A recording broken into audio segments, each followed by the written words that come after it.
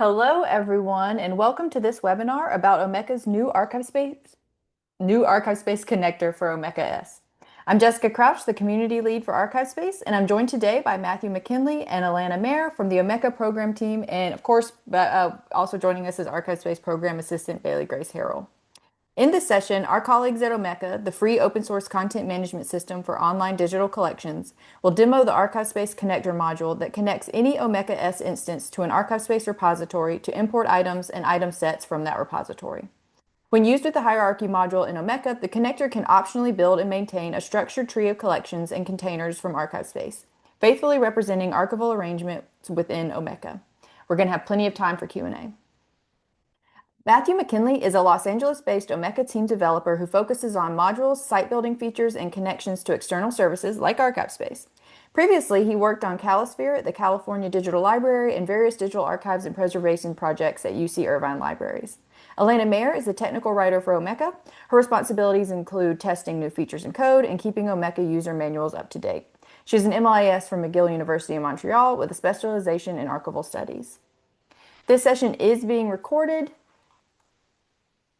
and will be made available on our YouTube channel and website soon. You'll notice that your microphone and camera are both muted. Please feel free to talk with fellow attendees via the chat, or if you have a question about the content of the webinar, please post those questions in the Q&A option. We'll be holding questions until the end of the presentation, and I'll read those questions during the Q&A in that time. We do have a fairly large number of people registered for today's webinar, representing a variety of experiences and skill sets. Keep in mind that all attendees and participants in this webinar are expected to adhere to the ArchivesSpace Code of Conduct, and all attendees should be considerate and respectful in their interactions in the Q&A and chat. I'll drop a link to our Code of Conduct in just a moment, and you can check that out as well as our community's core values. But with that, I'm going to go ahead and stop sharing my screen, and Alana, you can go ahead and share yours and take it away.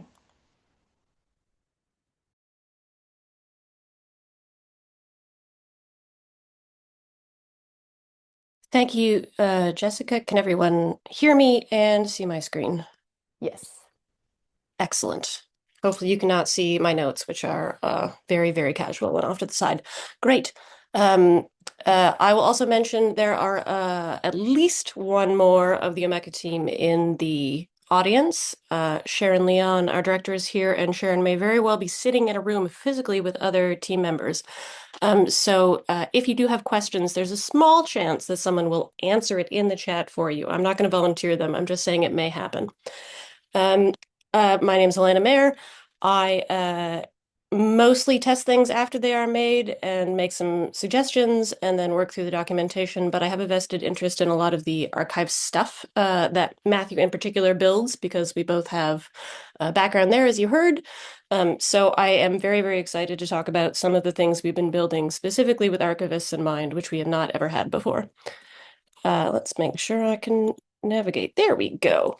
I'm going to assume that you have a fair amount of familiarity with ArchivesSpace as users, and maybe minimal familiarity with what you can do with an Omeka installation. So I'm going to do some skimming now of the basics of Omeka, and then I'll cover the particularities of this connector, and we'll leave lots of time for Q&A at the end. If you are not at all familiar, feel free to ask some very basic questions, and feel free to ask some very complex questions as well. We call ourselves web publishing for collections and exhibits. We mainly list our users as universities, galleries, libraries, archives, museums. You'll note that I say ... here because we have lots of other users. Professional artists and photographers love to use it as a portfolio site. There is a volunteer group in Ghent that kayaks through the rivers and does trash cleanup, and they use Omeka to document all the stuff they find in the river, which is really interesting. So it's a wide range of users. I personally think you can do a lot of exciting things with an Omeka installation. It's a great way to organize and describe anything.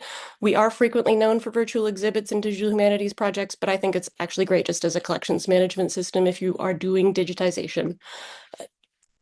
To keep it simple, let's see. We generally have two organizational types of content in Omeka S. We call them items. I like to use the phrase nodes of information.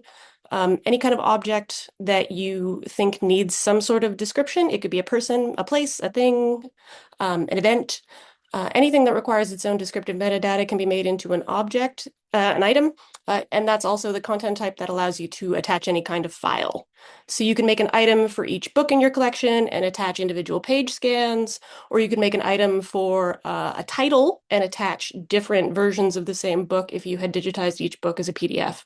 And then you can do version-specific description for each of those pieces of media. So it's really up to you, whatever works best for your collection.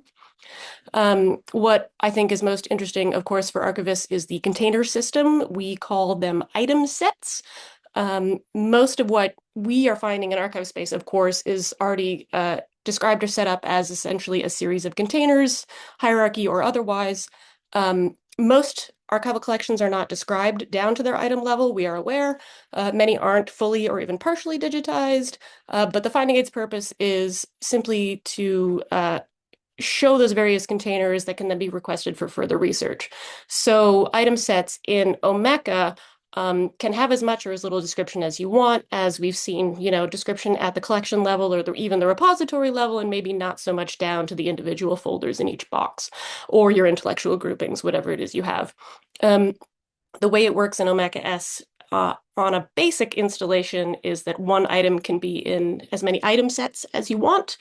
Item sets cannot contain other item sets. And you'll note that I say unless, again, ... I'm just going to come back to that in 1 second. And then Alana, Matthew's going to, oh, yep. can I pause you just for 1 second? Sure. I just want to be sure that everyone can see your slides. We're getting some chat that people might not be able to see your slides. So can Oh, I get really? thumbs up from people if you're able to see the slides? Just want to confirm. Only a big blue A in the window. Oh, I'm seeing thumbs up. Yeah, I'm seeing some thumbs up. If you're not seeing the slides, I'd recommend maybe leaving and then coming back and seeing if that helps. I actually meant to and totally forgot. Let me get out of presentation mode for a sec. If I can remember how to do so in Google Drive slides, and I can post the link in the chat and people can follow along. Of That would be course, now, great. of course, I can't remember how to But you do have to that. do it There. live while sharing your screen. No Yeah, pressure. exactly. Everyone can see. Don't worry, my presentation notes are not in here, so it's less embarrassing than it could be. Um, if that link works, if I have to go in and do sharing or anything, does that I can wait a second. I can talk real fast on the rest of it. It says access needed. Yeah. Oh, curses. Okay, let's see. Can never remember how this works. Share. There we go. And if I make it, there we go. Anyone with the link. Boy, I hope that We works. got it. That works. That works. Nice. Okay. Sorry for the interruption. Thank you. Not at all. Okay. Let's try not to do this again, where I lose my notes. That's okay. Where did I leave? Oh, a cliffhanger. So item sets normally can't contain other item sets unless you install this thing that Matthew's going to show you in a second. First, I'm going to share, I'm glad I remembered to share the link to the presentation because I put a bunch of links in here for you all. The ArchivesSpace Connector, if you want to go directly to it in our modules list and look at it and download it, it's there. If you just want to read the documentation, which has a lot of these same screenshots, there it is. What we have built requires the ArchivesSpace API to be enabled, which I do not think it is by default. That takes a little bit of work on your end. I do also know that there are some security setup situations there where you might have IP addresses that are whitelisted and everybody else is not allowed to use the API or you have to log in. As far as I know, if you enable it, it should work pretty much right out of the box, assuming you're, not VPN to somewhere halfway across the world.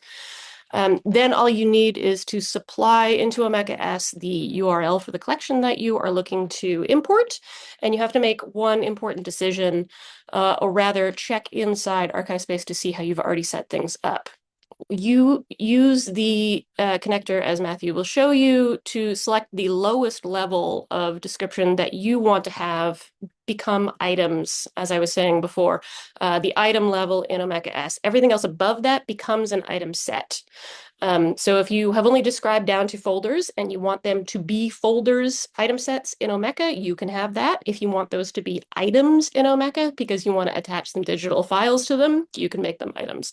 So there's a drop-down menu for that, which is really useful.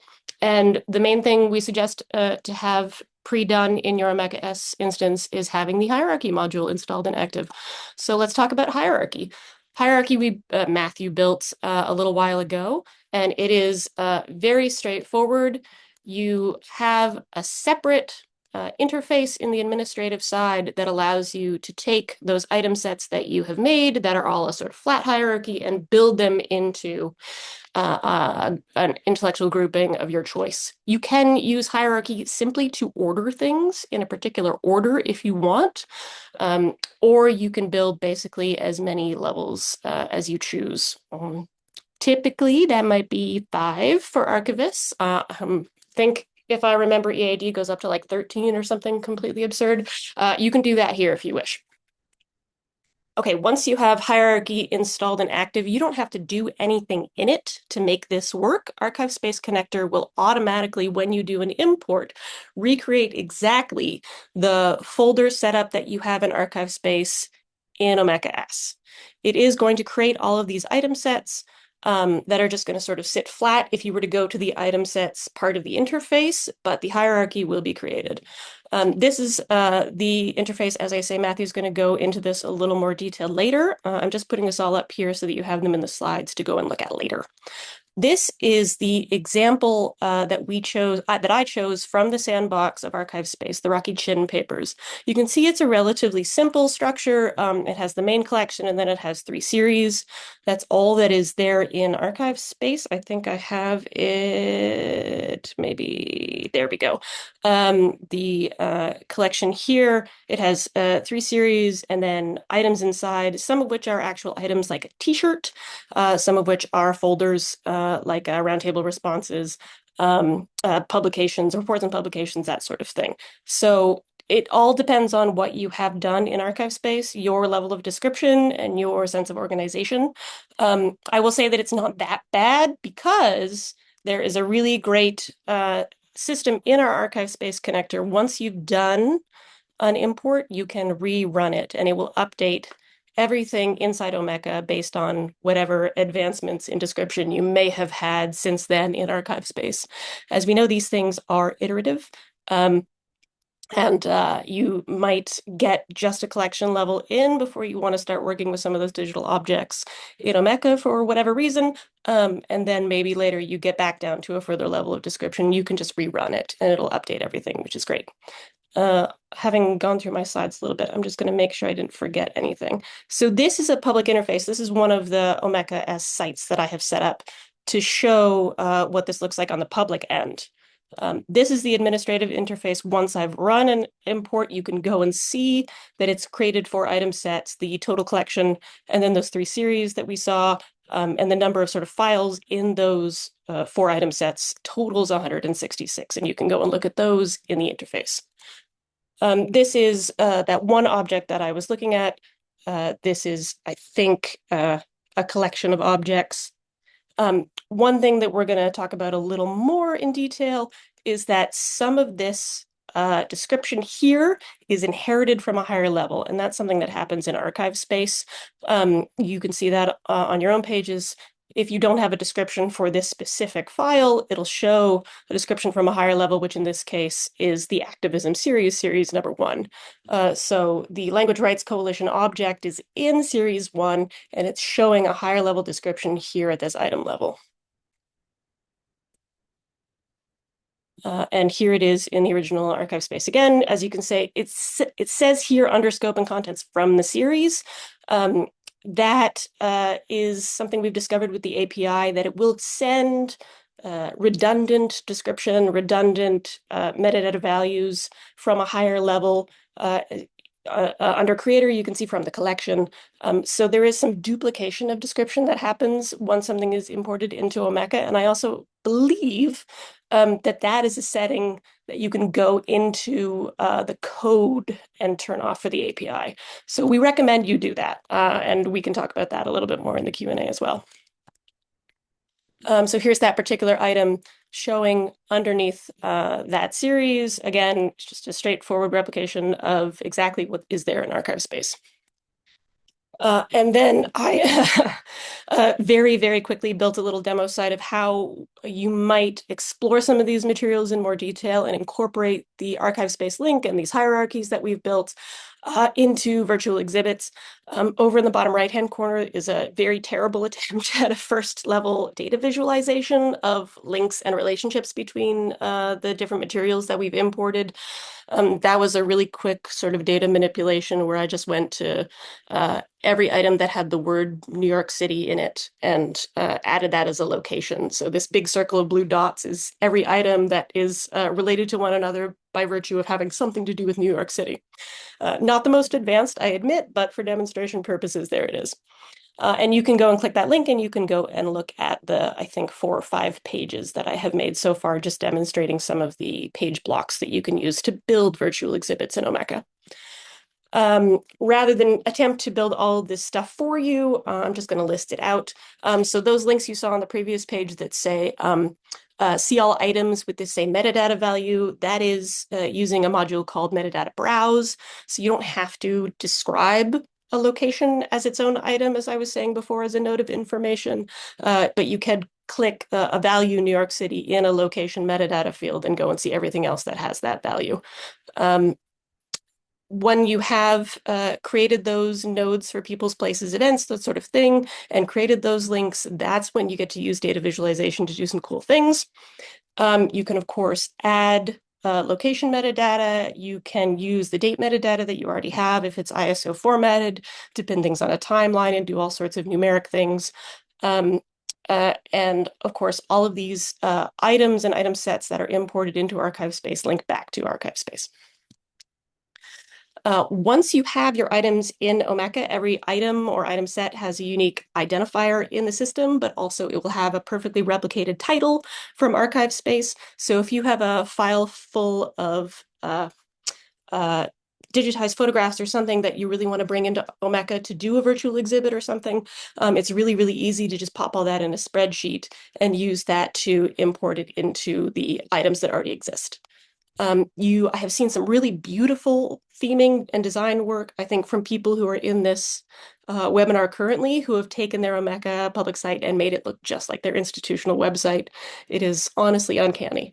But you could also use Omeka to build an institutional website if you don't already have one, which makes it obviously really easy to have a plain old page with your contact information and your request information, and also have your collections right there. We conceive of sites in Omeka as being different virtual exhibits. So if you had one centralized collection of material that you had brought in, or you had done 5 or 10 different ArchivesSpace imports and you wanted 5 or 10 different virtual exhibits, you could make one site and then duplicate it really quickly to maintain basic theming and branding things, and then go ahead and customize each one from there. And of course, we have a really intense set of user accounts and permission levels. So you could set up your summer students and your interns or your staff who just want to write an essay, or even researchers, to have very limited access to the administrative interface. I think, oh, we're almost done. So we're not currently importing files or digital objects that are in ArchivesSpace, which is for a number of reasons, but we're hoping to get to that. But it is quite easy to get your files into Omeka. And then the next thing is, depending on what we can do with this API situation, I'd like to see the metadata become a little more customizable within Omeka. So hopefully you can just check a box or uncheck a box to keep that sort of from the collection, from the series metadata thing from happening. Otherwise, we would like to hear from you. We want you to try it and tell us what you think. I think that's it from me. Next, we have live demo time.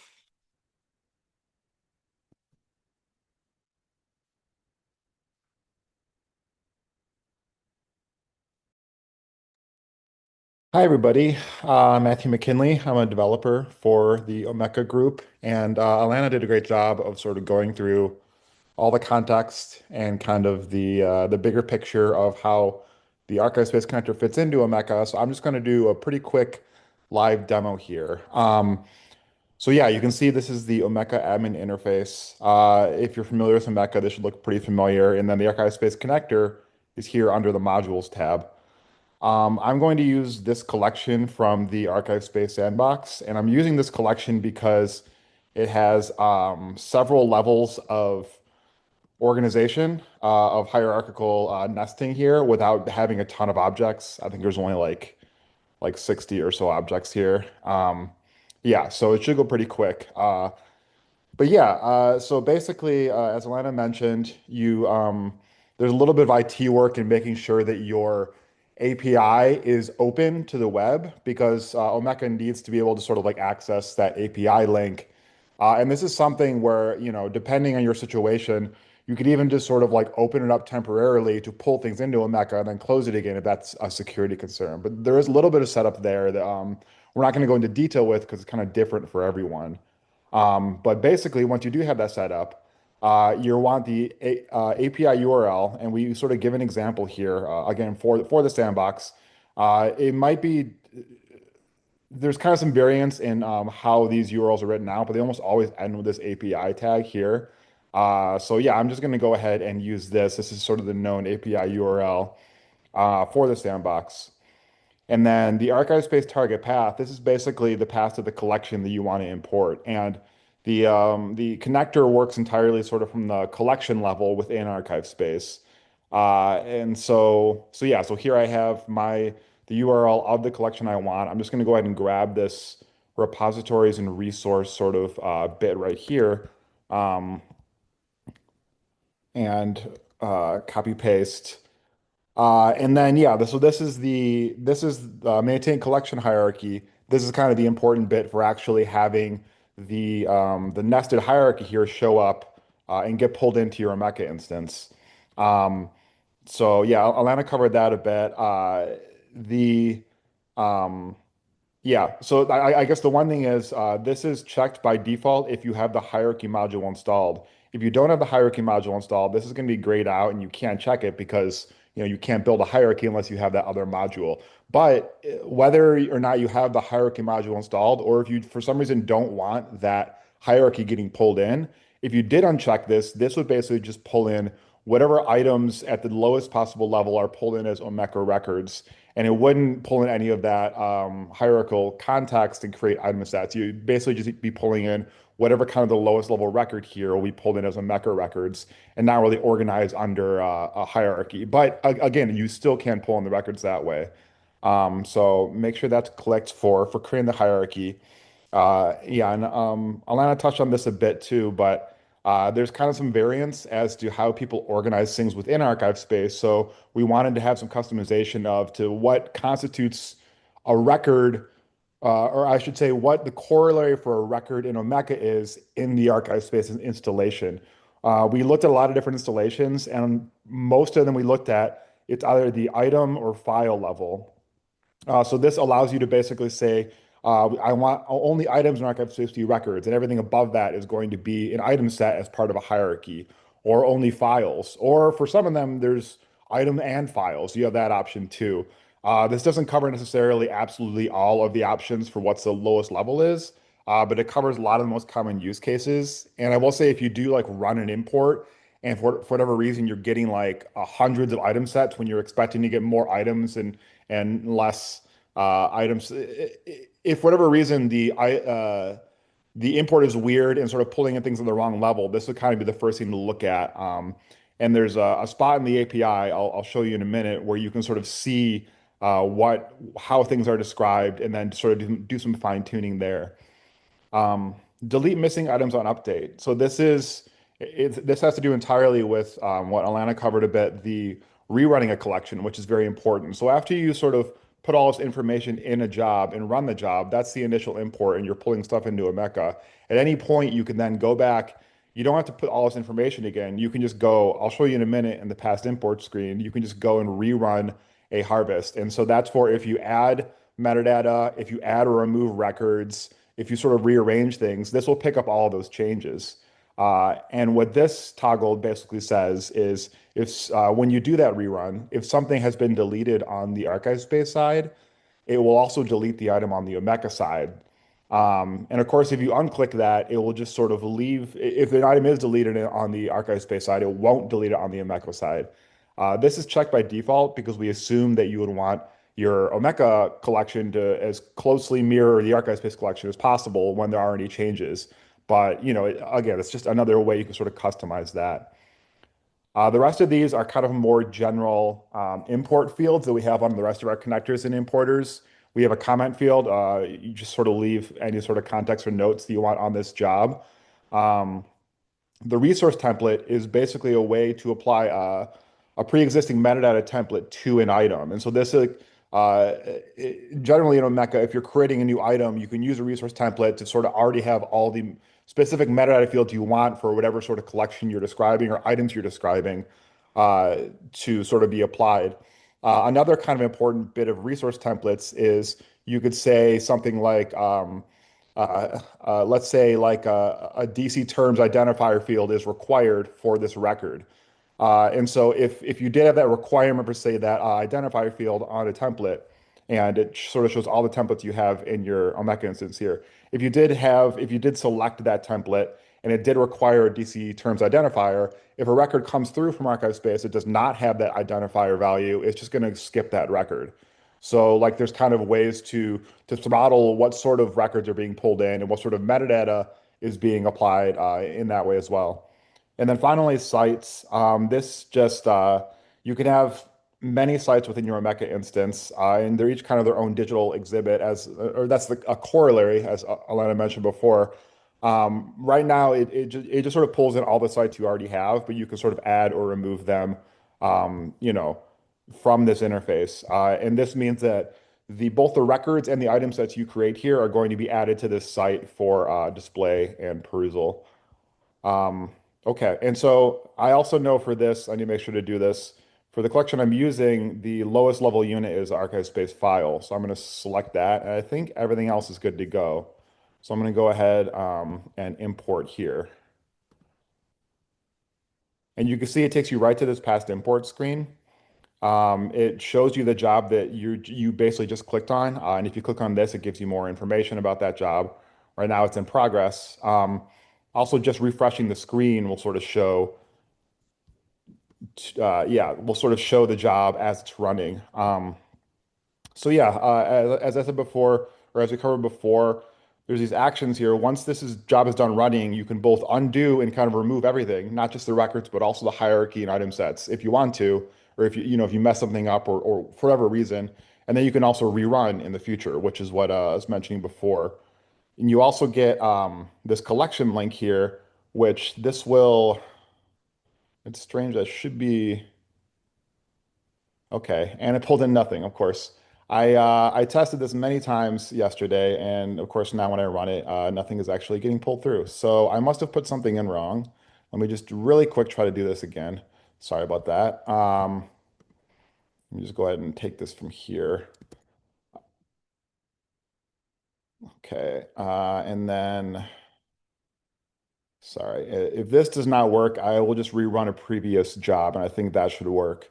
I'm not really sure why it's not working right now, but of course, this is how live demos always work. Okay, maintain hierarchy. Let me make sure the level is correct here. Oops. Okay, let's see. Collection, file, file, file. Yeah, okay, it should be file. All right. Um, yes, file. This is nothing. I guess I might have had a template there before. Let me just try this again. Okay. 2442.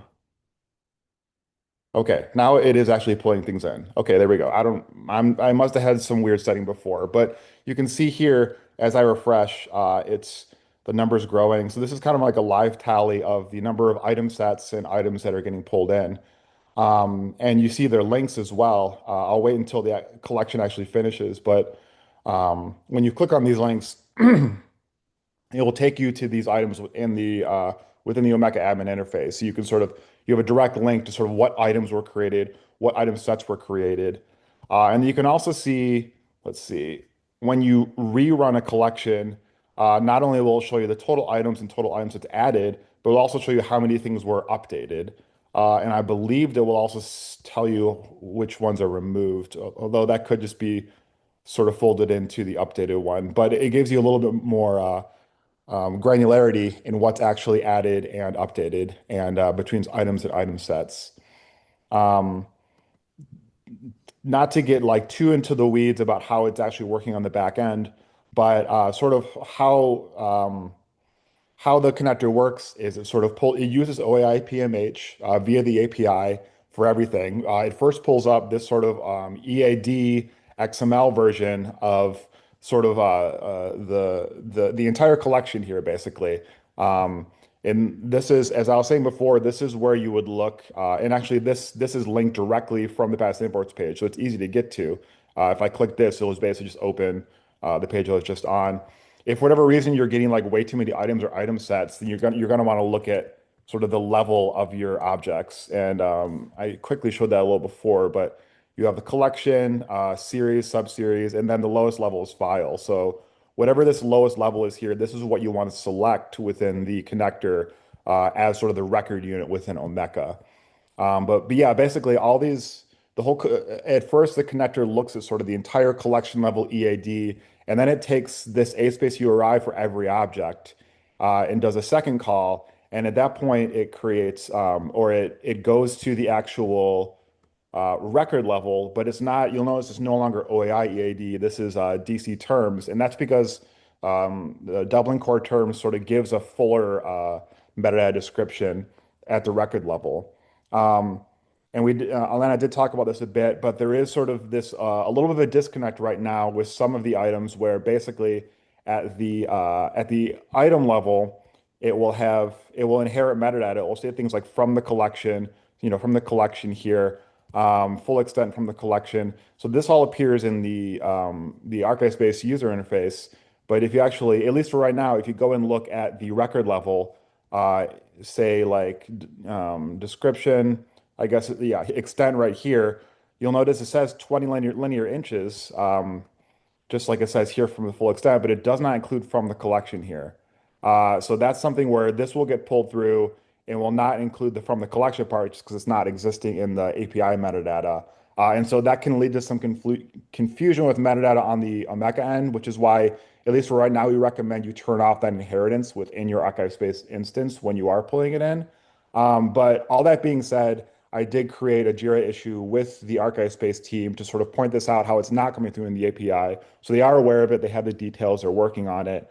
It's a known thing. But just for right now, that's something that you might want to keep in mind, that the metadata might be inherited, but not listed as such within the API. Um, okay, and so this should be done now. So yeah, completed. It added 55 items, 11 item sets. And now when you go to your hierarchy tab here, you should see that, okay, this is probably the one that I messed up somehow, so I'm just going to remove that. But this is the one that just got pulled through, and it shows all of the, basically shows exactly the uh, hierarchical organization from your ArchivesSpace installation has now been pulled through. And each of these corresponds to an item set, and all of the records sort of within that live within that item set. And so, like, okay, let's see, an item that just got, yeah, that's fine. Um, Here is an item just got pulled through. You can see here, this is on the admin backend, but you can see the hierarchy it belongs to appears here. And so if you click on any of these, it will take you to that item set, and then it should have 5 items within this item set that again are pulled from the ArchivesSpace instance. So it basically pulled through the entire organization shown here is now in your Omeka instance. And these hierarchies will also appear on the front end, both on the item page for this item, and I guess I can just show you right now too. Um, so yeah, so here is this is okay. Sorry, this is the item set that we were just on. And you can see all the items, but it will show you sort of the hierarchy. This is a very long description, but it shows you the hierarchy that it's a part of. And then when you click through to an actual item, it's the same thing. It will show this is the item page, and it will show where both the hierarchy belongs to and where in the hierarchy it is. So this is under the history, I guess, sub-series here. So, and there's a lot of ways to sort of customize how this appears, where this appears. But again, it's going to appear on every item page, every item set page that's a part of this hierarchy. And you can even sort of add it as a page block specifically to different pages. So you can show this hierarchy in many places publicly and have a lot of control about sort of how it displays. I think that's about it. I think Alana covered a lot of sort of the other sort of contextual stuff. So I'm gonna go ahead and stop sharing and then hopefully answer some questions if we can. Great. Thank you both so much. That was a whirlwind. And I appreciate the demo. Other people in the chat also commiserated about the perils of live demos, so that actually went really well. We do have some questions in the Q&A. We already have six, so I'm not going to spend a lot of time dilly-dallying. But if you have any questions about Omeka, about ArchiveSpace for Matthew or Alana or me, please feel free to drop those into the Q&A. I'll go ahead and start reading those now. All right, so first question, Michael asks, if there are ArchiveSpace resources where some series are the Omeka item equivalent, but other resources have files and those should be the item equivalent, can that be customized? You might have noted on Matthew's screen that the drop down includes items as an option, files as an option, and items and files as another option. If what you're suggesting is that you have things described in ArchiveSpace at the series level that you want ingested as Omeka items, I'm sure that we could relatively quickly add more options to that dropdown if that's what you like. We saw mostly instances of items and files, which is why we included those two options as well as both. So if you're in a situation where, yeah, your one collection is described a little bit inconsistently, we did try to account for that a little bit, but we can absolutely add that more in a future release. That should be pretty quick, I think. Honestly, I don't know that much about batch operations in ArchiveSpace, Jessica. I don't know if you have batch convert from one level to another. If you decide you want to just move everything down a layer, is that real easy or just terrible? It's not real easy. Okay. Yeah, but yeah, I mean, I'd be interested to hear more about your use case, Michael, for sure. Um, It seems like technically not that complicated, but yes, I yeah, would also like to know about the use case. yeah. Um, but yeah, thank you. And we can follow up. I'm sure Michael can get in touch with you. Uh, Bree asks, is there a way to connect multiple ArchiveSpace repositories from the same instance to a shared Omeka instance using the connector, or is it one ArchiveSpace repository at a time? It is one collection, is that the right term, Matthew, at a time. Yeah. Right now, it builds a hierarchy per collection per import. So Yeah, if you but have 300 collections, yeah.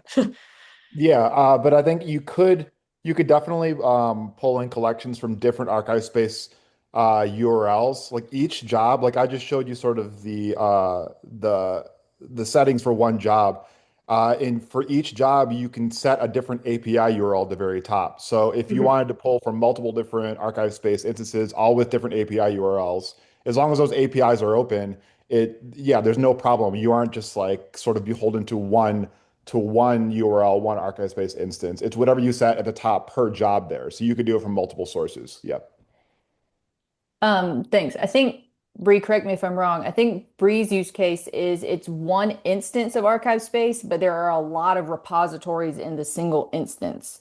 Oh yeah. Yeah, I mean that yeah, for sure that works too. It's in that case you wouldn't be changing the API URL. It's just changing sort of the again it happens at the collection level. So you'd be specifying the collection, not the repository. But any collection, as long as it's the same instance, any collection, doesn't matter which repository, that's all set at the job level. So you can easily kind of change that when you're doing the settings. Gotcha. Thanks.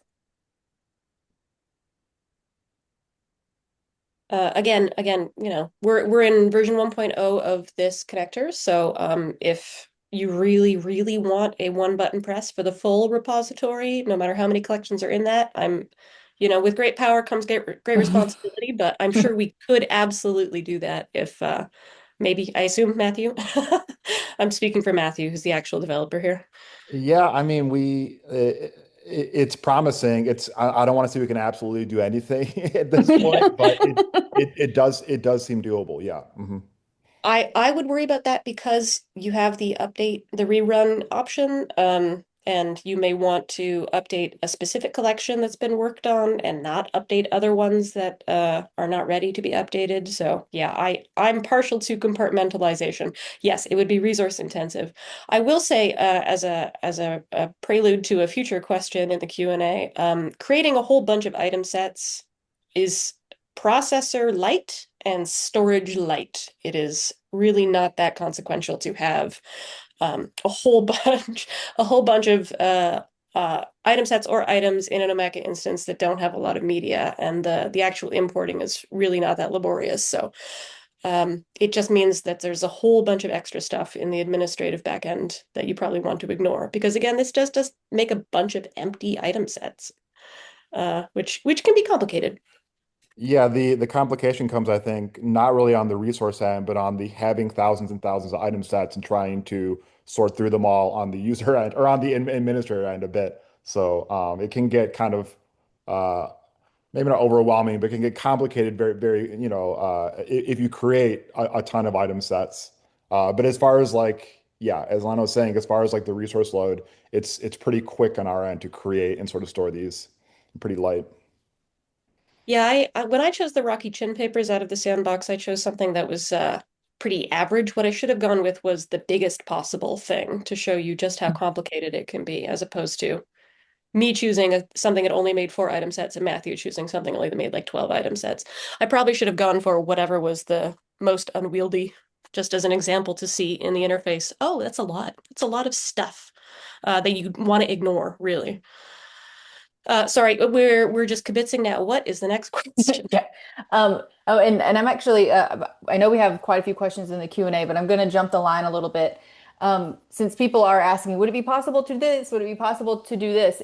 Is there a feedback mechanism that you would like to hear from community members from as we're testing version 1 of this and having ideas? What's the best way to reach out with that, with those sorts of questions and feedback? How would you prefer to get that?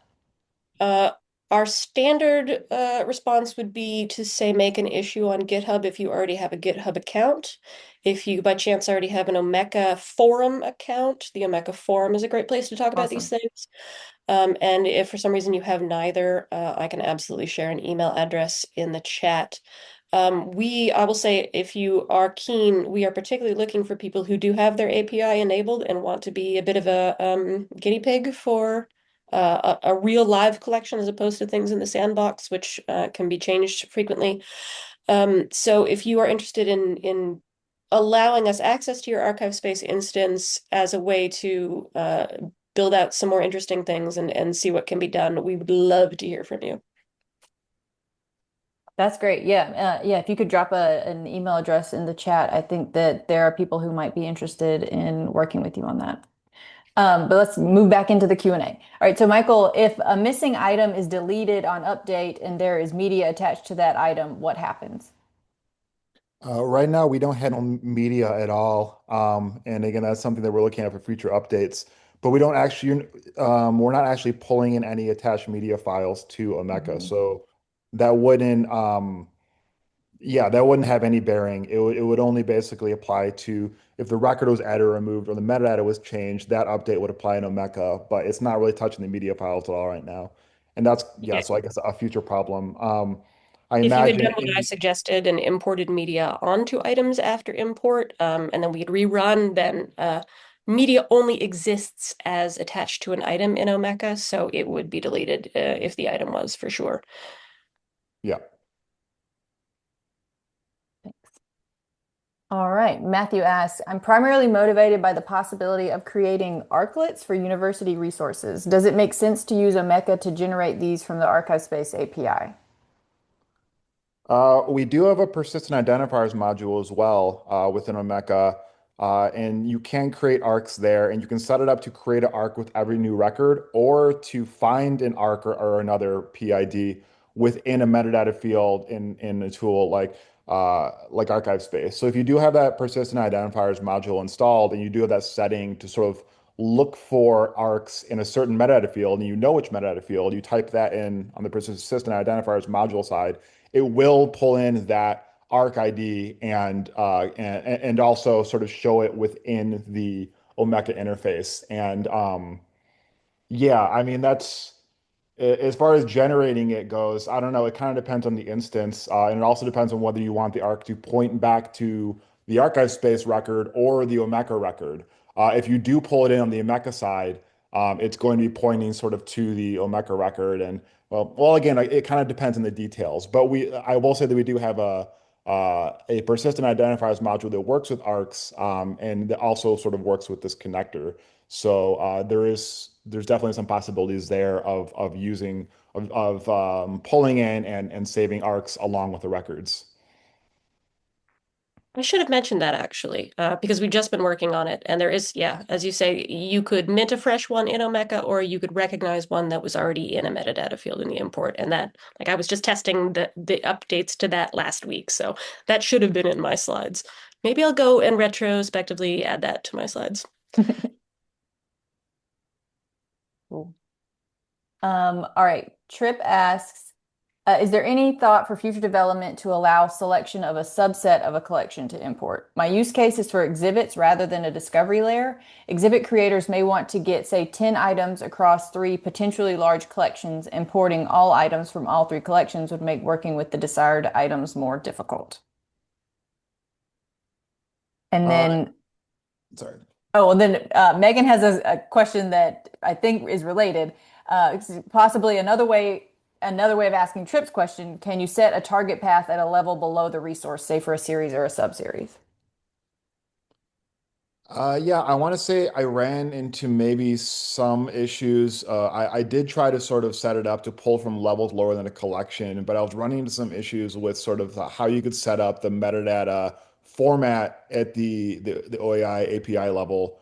So this is another thing where I'm not gonna say it's probably possible, but it was a little too complex for our first run through. But since it seems like this is a kind of a requested thing from multiple sources, I'm gonna add it to my list sort of for future enhancements, and I'll be looking into that. So I think I think it should be possible in some form to sort of yeah to set a level lower than collection to pull objects in. So I will at least research and look into that and try my best to incorporate that into a future release.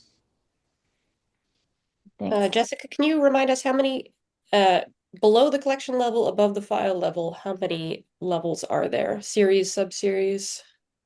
Why did you ask me Any? this? Yeah. Um, Um, the number I don't know, but I mean it's a lot. It's like you said, it's a lot. it's like 11 or 13 total. So yeah, Right. there are many Um, levels, but I would say most common you have your series, your sub-series. Um, in the chat, people can weigh in. yeah, tell us what you're working with, not what's available, but what actually exists in the world. As I said, EAD, crazy. Yeah, you can uncheck the box that says import collections that you saw on Matthew's screen, and that will again just import whatever you choose for the item and file level in that other drop down. So between the combination of those two things, Trip, you might get pretty close to what you want, but no, we don't have series or subseries or that sort of thing in just yet. Yeah. Yeah. But yeah, you don't need to build a whole hierarchy and have a bunch of empty item sets if you don't want to. But as I say, it's not the most resource intensive thing. Yeah, I think that's really interesting, and it's not the same question, but it's similar to Michael's question about yeah, there's those different levels that you can describe materials in. We have more questions in the Q&A. I don't want to bog it down, but I really appreciate everyone weighing in on the Q&A and having these thoughts. And it sounds like this is maybe the first of multiple conversations that we can have as a community with Omeka about this. So that's really exciting. Um, Joshua asks, can the updates from ArchiveSpace be configured as a cron job so that users can skip the manual update step? Not currently. We have been sort of talking about ways to automate updating, not only for the ArchiveSpace connector, but with other connectors as well. Um, so I guess the trouble is Omeka is almost entirely sort of a graphic user interface application, and we don't really have a lot of like entry points for users to, I mean, we do have some scripts, so it is a possibility, but it's just not something we've really covered before is doing operations from the command line level within Omeka. So yeah, not currently, but if we get this and other requests for it, it's definitely something we can look into. Cool. And then Joshua also asks, are the API calls scoped to public records only? I can't remember if the OAI endpoint scopes that automatically. I think that's more of an archive space API end question, as far as like what's served by the API from archive space. I don't know if I dug into that on my sort of testing about public or private on the archive space end. Yeah. Sorry, Laura Woodford is here putting you on the spot, Laura. If you can drop in chat if a record needs to be published or not, because I cannot remember off the top of my head and I don't want to say.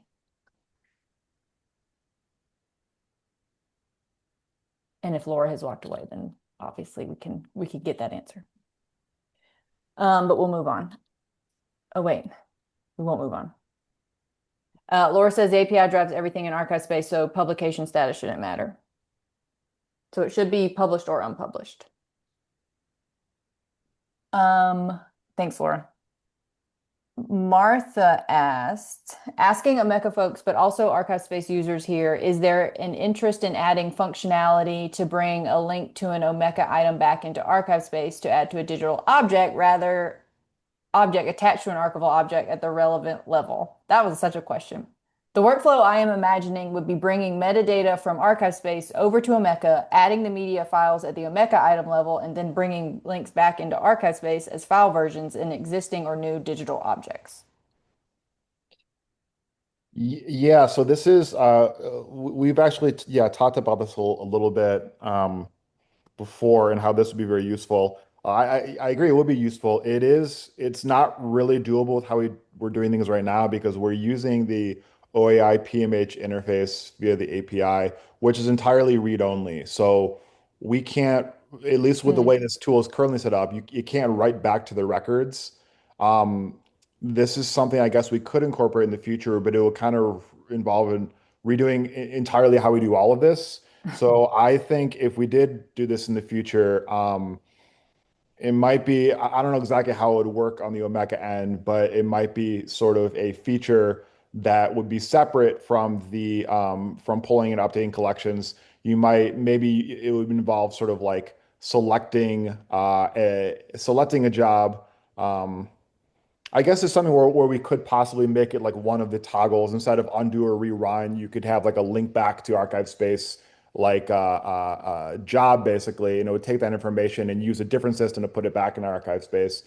I haven't really explored that at all, like writing to archive space as opposed to reading. That's more complicated and will involve sort of probably having to sign in from the Omeka end. So yeah, it is useful, but it's kind of it opens a big can of worms as far as like the interaction between Omeka and archive space. So but again, this is something that has been brought up multiple times, so I will definitely add it to my list to like research for future module improvements. Yeah. Yeah, I think that another discussion would be definitely helpful with the community. This is really interesting. All right, going back to the earlier question again about the using the OAI PMH. Laura is said she was a little less clear actually since you're using the OAI PMH. It's whether or not publication status matters. I'm trying to catch up in the chat. Laura, I correct my earlier statement. According to our technical documentation, unpublished and suppressed records and elements are not included in any of the OEI PMH responses. So that would mean that it would need to be published in order for it to be harvested by Omeka for this.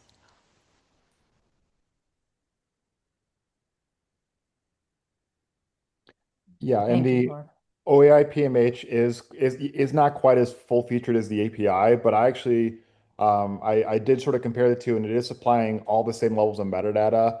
I think I did this because again, to use the actual API involves logging in with your archive space username and password from the Omeka end, which is just kind of more complicated than putting in the URL and collection information. But that being said, if we want more of this full featured and if there's a need to use the API, I mean, that's certainly possible. It's just it might be a sort of a different screen or a different part of the tool than sort of just the harvesting of collections and hierarchy levels here.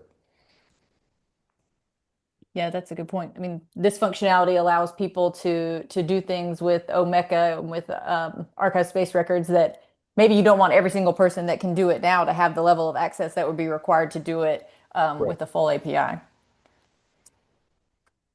Um, yeah, thank you. All right. We are all caught up on the Q&A. I'm going to Joshua says that he is okay with keeping the restriction to public only. So, Seems fair. yeah, I can understand that.